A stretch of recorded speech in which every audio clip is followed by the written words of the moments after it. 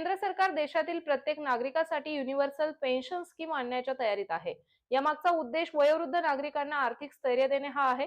श्रम आणि रोजगार मंत्रालयाने यावर काम सुरू केले आहे। ही योजना ऐच्छिक आणि अंशदायी असल्याने कोणीही यात सहभाग घेऊन 60 वर्षानंतर पेन्शनचा लाभ मिळू शकते। सरकार ही योजना कर्मचारी भविष्य निर्वाह निधी संघटनेच्या अंतर्गत आणण्याच्या तयारीत आहे।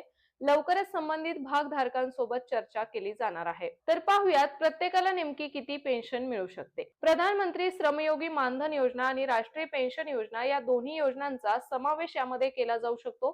तर या योजना अंतर्गत 60 वर्षानंतर दरमहा 3000ची पेन्शन मिळते।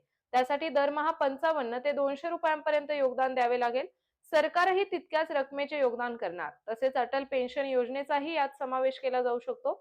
सध्या ही योजना pension fund regulatory and development authority कडून चालवली जाते। याशिवाय बांधकाम कामगारांसाठी संकलित केलेला सेसही या योजनेत समाविष्ट करण्याचा विचार आहे, ज्यामुळे मजुरांनाही पेन्शन मिळू शकेल। यामुळे वयाची 60 वर्ष पूर्ण झाल्यानंतर पेन्शन मिळून आर्थिक गरजा पूर्ण करता येणार आहेत। नेमकी कशी असेल योजना? तर या नवीन योजनेत काही जुन्या योजना समाविष्ट केल्या जाऊ शकतात। यामुळे अधिक लोकांना याचा लाभ मिळू शकेल। असंघटित क्षेत्रातील कामगार, छोटे व्यापारी, स्वयंरोजगार करणाऱ्यांनाही या योजनेत सामील करून घेण्याचा सरकारचा प्रयत्न असणार आहे।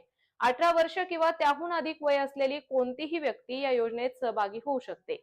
दरम्यान केंद्र सरकार देशातील राज्य सरकारांनाही आपल्या पेन्शन योजनेत सहभाग घेण्यास प्रोत्साहित करू शकते। यामुळे सरकारी योगदानाचे समान पद्धतीने वाटप होईल, पेन्शनची रक्कम वाढेल आणि लाभार्थ्यांची संख्याही वाढेल।